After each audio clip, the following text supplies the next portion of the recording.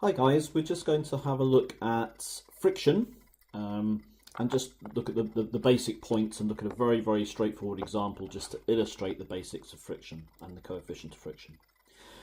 So there's some key points at the top here, which I'll just highlight. You can see that friction will vary depending on the roughness of the materials in contact. So, obviously something sliding on ice, there's going to be very little friction.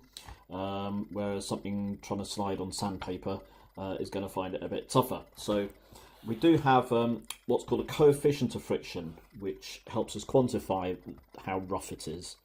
That's denoted by the letter mu, a Greek letter, and it will be a fraction. There is a kind of a principle that you need to be familiar with. Most questions that you get in mechanics, you will be using the fact that friction will be equal to mu times r, where r is the reaction, the normal reaction at the point of contact between two bodies or particles or surfaces. But F won't always be equal to mu r, and the examples that I'm going to cover in a minute will hopefully explain that. So what is actually more important is to recognise that F is always less than or equal to mu r, because if we look at the examples that I've got over here, over here, you will see there are three scenarios, A, B and C. So imagine we've got this particle that's on this slope here, and there is friction between the particle and this surface.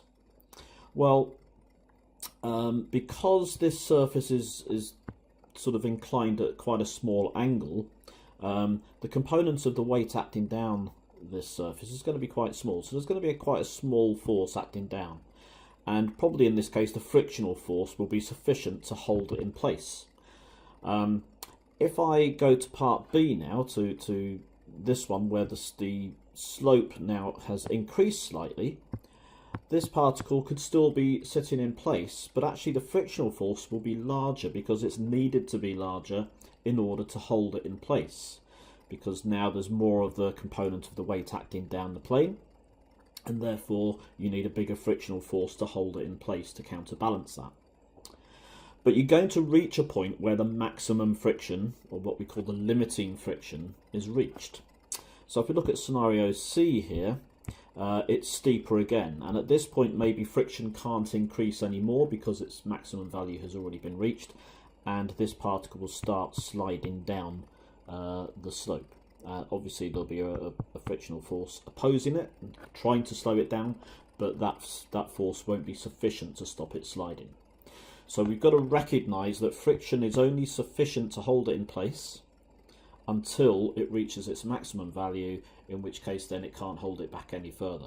So that's why we have this idea that friction is less than or equal to mu r, but in the majority of cases when we're dealing with dynamics, the particle will be moving or on the point of moving, and therefore we'll be using F equals mu r because the friction will have reached its limiting value. So let's have a look at an example, quite a straightforward one really, just to demonstrate these points. So if I say have a particle resting on a horizontal surface, okay, and it has a weight of 12 kilograms, which means its weight acting downwards is 12 times g. So here's the horizontal surface. It will have a normal reaction r, okay. And let's say we have a pulling force, which I'm going to denote as P, which is horizontally, so that's P newtons. And it will also have a frictional force, and we're going to say that the coefficient of friction between the particle and the surface in this case is a quarter. And just to make the calculations easier, I'm going to take G as 10 meters per second squared as well in this case. Okay. Right, so let's have a look at what happens. We're going to do two versions of this. I'm going to look at part A. I'm going to say, let's say the pulling force is 20 newtons. And we're also going to look at a part B when the pulling force is 35 newtons. Okay, so let's look at part A first. So part A, we know the pulling force is 20 newtons. So I'm just going to put that on there as 20 newtons. We already know that if G is 10, that the weight here is 12 times 10, which is 120, so I know this is 120 newtons. And because there's no vertical motion, it means that the vertical forces must cancel each other out. These are horizontal forces, so they have no vertical components. So this is going to be equal to 120 newtons as well. We already know that the frictional force is less than or equal to mu r. We're not told yet whether this is going to be limiting friction or not, or whether the particle is moving. So we can't just assume that it is. So what I'm going to do is I'm going to try and find the maximum friction. And the maximum friction is equal to mu times r, which in this case is going to be a quarter times r, which we've worked out to be 120. So I know in this particular case, with this set of forces, the maximum frictional force that I can have is a quarter of 120, and obviously a quarter of 120 is 30 newtons. Okay, so will the frictional force here be 30 newtons? Well, if the pulling force is only 20 newtons, the frictional force won't be 30 because that's more than the pulling force. And the frictional force isn't a driving force. It won't, because if we put 30 newtons here, that would mean the resultant force would be to the left. So the frictional force would actually be pulling it to the left. Whereas friction is only sufficient to stop the motion. So it won't be 30 newtons in this particular case.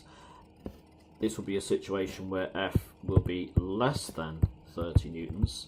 It will just be sufficient to hold this in place, so it will be 20 newtons, which means that this particle will remain at rest if the pulling force is only 20 newtons, because friction will be sufficient to stop it. Okay, so let's have a look at part B.